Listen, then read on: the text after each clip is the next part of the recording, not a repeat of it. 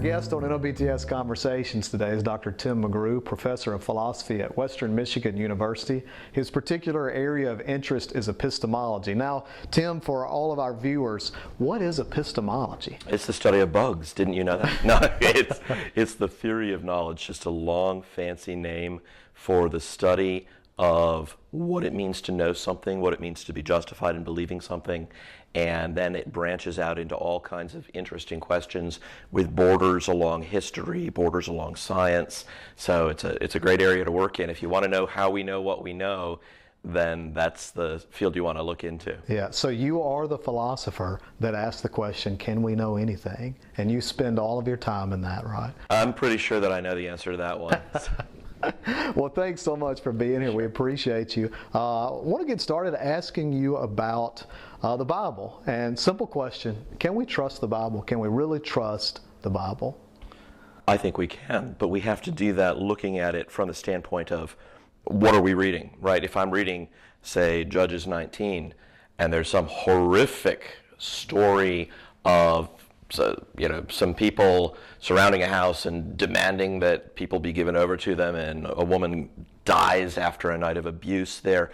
Can we trust that as what it's intended to be, to tell us an account? Yeah, but if we misread it and we say, well, that's supposed to be normative somehow, whoa, then we can miss the point. So can we trust the Bible? Yes, but to do that, we have to understand it the way that it was intended. And that becomes a really interesting study in its own right. Yeah. Now, so one of the considerations there is genre, right? What am I reading? Am I reading history? Am I reading poetry? If you understand the genre, then that establishes a kind of an understanding between the author and the reader. You know what you can expect. Mm-hmm. And so my focus has been on the Gospels, where the genre is the same as Greco-Roman biography. And that is intended to be factual. It's intended to tell you real things that really happened, things that people really said. Mm-hmm.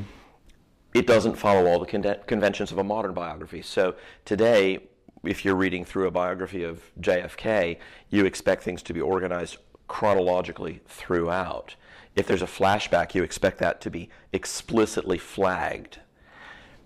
In Greco-Roman biography, you could organize material thematically. Hey, here's a teacher who made a bunch of apocalyptic sayings. Let's put them all together. From their standpoint, that was an organizational device. Mm-hmm. Nobody would be misled by that into thinking that all of them must have been said at the same time. So we need to understand genre, even when we're reading historical work like that. When we do, though, yes, I would say we can trust it. Yeah. What about the recent Newsweek article that's quoting Bart Ehrman, and Bart Ehrman is known to say, well, what we have is copies of copies of copies of copies, and he strings that out to sort of make the point that we don't really have what was written by whomever the writer was. What would your response to that be? Okay, very first thing I want to say is, although I'm going to have some disagreements with Bart Ehrman, he is not responsible for that article. Yeah, no. So, yeah. Thank you. Just want to say, I don't think he would want that to stand as a representation of his work. That being said, the copies of copies of copies thing makes a great shock value statement for somebody who's never heard of how we got the texts. But when you consider how many texts we have, we can figure out really well what was originally written. When somebody makes a spelling error and the result is nonsense, it's not all that hard to figure out what was there originally. Mm-hmm. When somebody says King Herod and a different manuscript says Herod the King, well, that's a variant, but it makes absolutely no difference. And in fact, most of the variants that we have are things so small you can't even translate them into English. They're just like differences in spellings of names and words. So really, it's easy to make exaggerated claims. Oh, copies of copies. Hmm. Well, it's not like a game of telephone where we lose one and then another one and then we lose that and we get another copy of that and it just degrades in quality. When you've got this stuff spread all around the rim of the Mediterranean, you've got very comparable texts in all kinds of geographical locations. Are there some variations? Sure, there are always going to be variations when people are copying things, but it's not like more than 1% of the text is even under serious doubt, and that percent does not affect any major doctrine of Christianity, or even really any minor ones, unless you consider, I don't know, snake handling to be a minor one. You know, we pretty much know what was originally written. Now, to say that, some people say, how can you know that unless you have the original?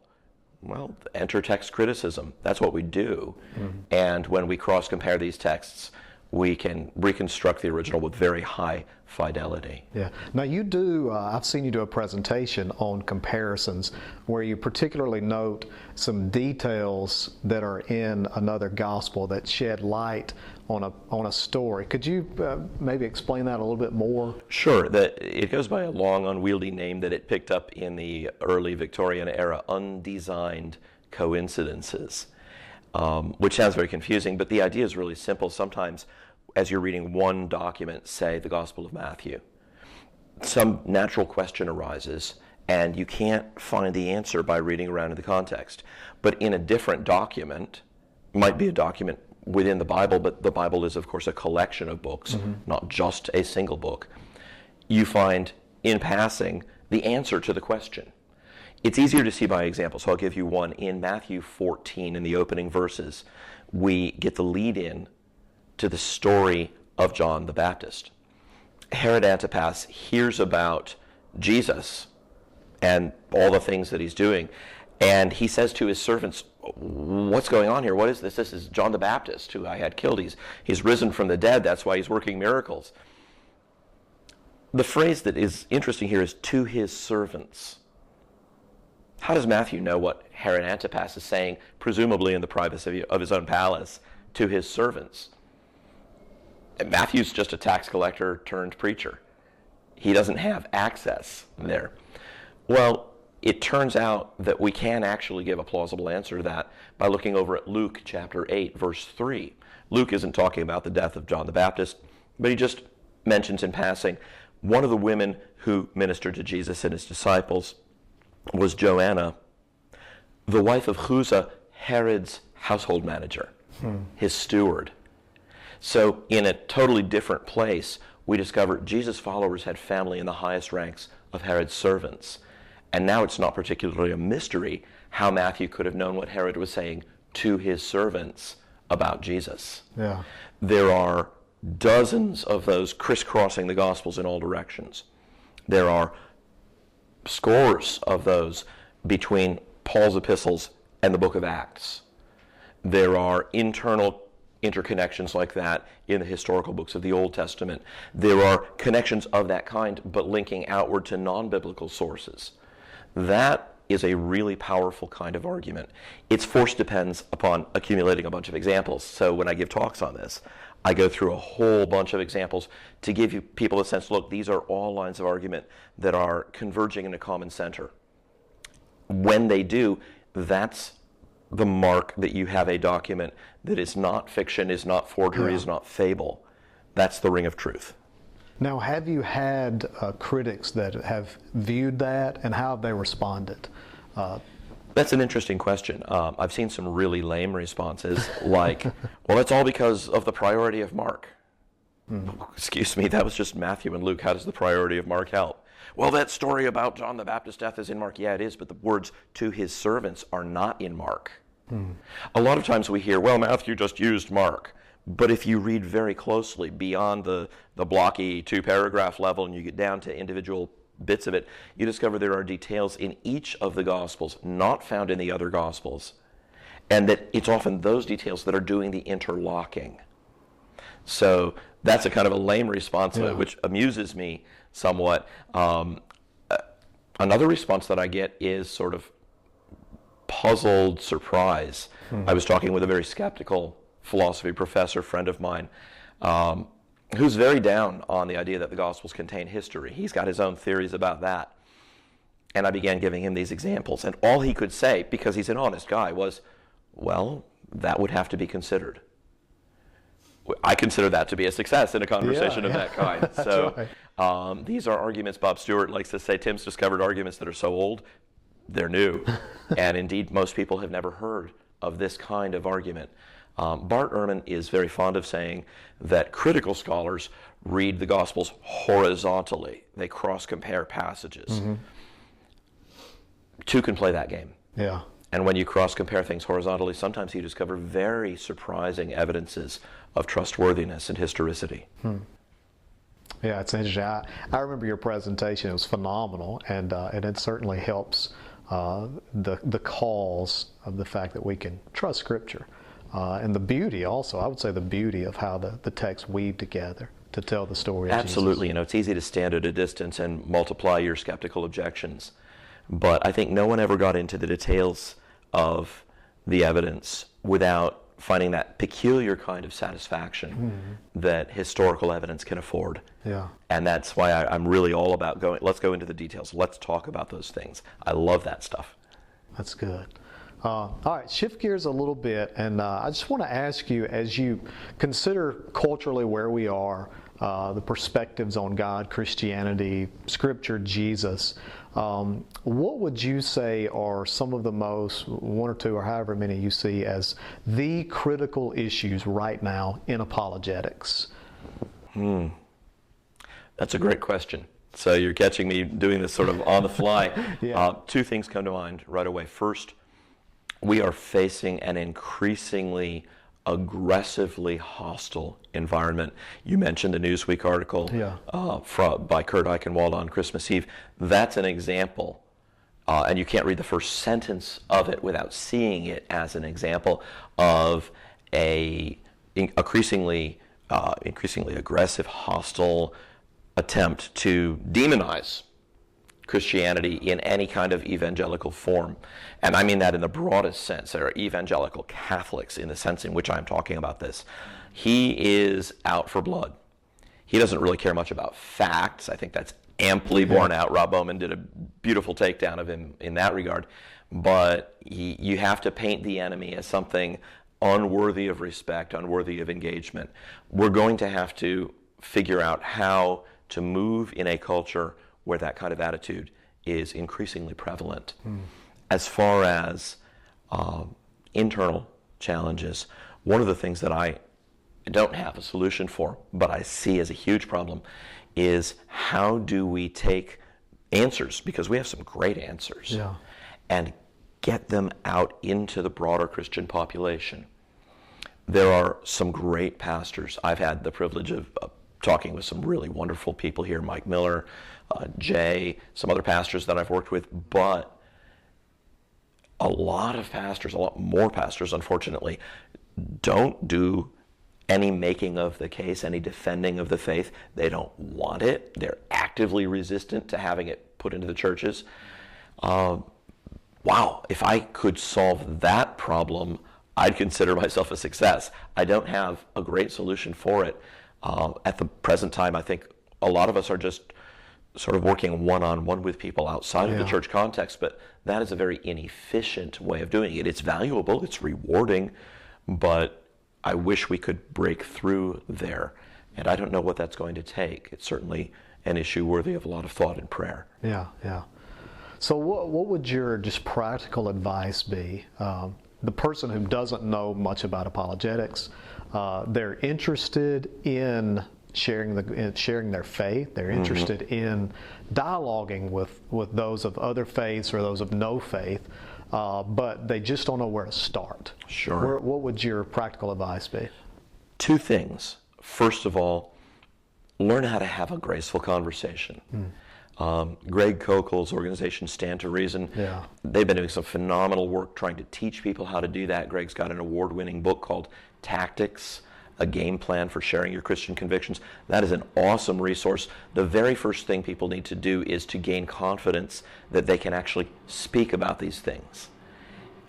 Many people would love to speak up, but they're terrified. They don't know how to conduct a conversation. There's some really great techniques there for having a conversation. Second, use some of the resources that are available online. That's a fast way to start gaining knowledge. There's some great websites out there.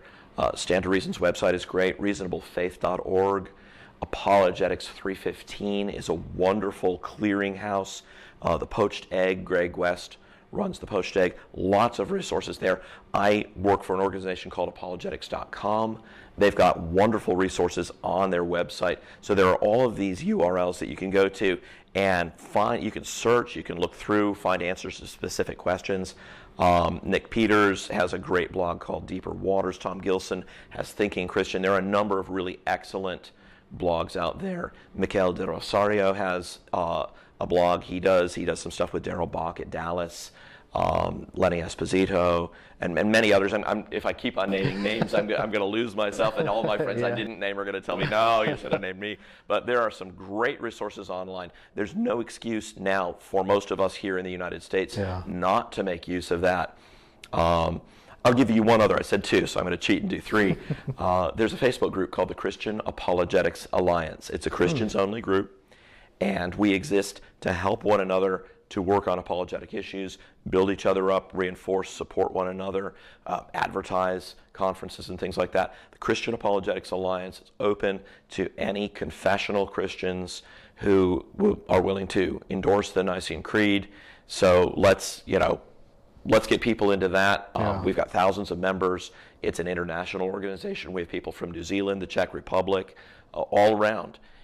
Apologists can feel kind of lonely out there on their own. Yeah. It is a great feeling to know that you've got people to talk to who will know what you're talking about and probably have resources you didn't think of. So I would really recommend people go there as well. Yeah. Thanks for those resources. Those are helpful. Finally, you are working on a project of your own, speaking of resources. So why don't you tell us about that project, what's coming down the pipe, and we'll let you get out of here on that. How about that? Sure. Yeah, this is a really fun, externally funded project. It's on special divine action. And that's a phrase broad enough to cover miracles, prophecy, special providences, those things where the timing is just preternatural. And so this project is to take the literature of the discussion of those subjects in English from the late 17th through the early 20th century. All of that material is public domain, so we can use that without copyright violation. And there's a conversation that goes on there. There are flashpoints. There's a big controversy between the Christians of various stripes and the deists in the early 18th century. That one winds up around the time that David Hume is writing his famous Essay of Miracles. He's a latecomer. All these issues have been discussed before him, and in many cases his own arguments have been anticipated and responded to, and responded to well by other thinkers in this. So our job is to take critical voices, non-orthodox voices, orthodox voices, put them all together in one great conversation and create a extensively, easily searchable library where not only do you have all these sources collected in one place, so you don't have to go find the individual volumes yourself, but also their interconnections are mapped in a way you can navigate through the website.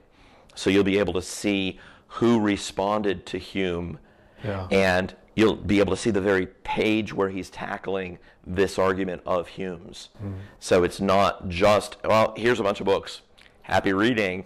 It's extensively cross-indexed in a way that will make it very easy for scholars to trace these things out, find sources they had never thought of, connecting it out to the wider culture.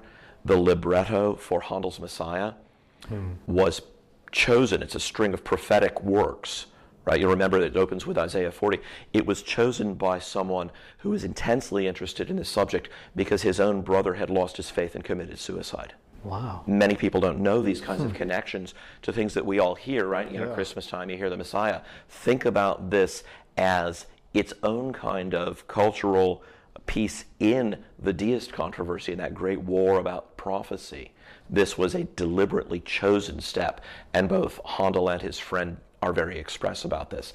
So that kind of information we're going to be folding in. It's all going to be there for scholars, for students, for people who are just, taking a break after having cleaned up the kitchen when the kids are off to school. They can sit down and they can read some of these things. They can find points of entry and trace out the arguments. We intend it to be a really usable tool. Wow, it sounds exciting, and we look forward to the finished product. So do I. Well, Tim, thanks so much for being with us. I know that through your teaching and your travel, your voice is not what you want it to be, but we definitely appreciate your time. Thanks so much for having me. Yeah, thank you. All right.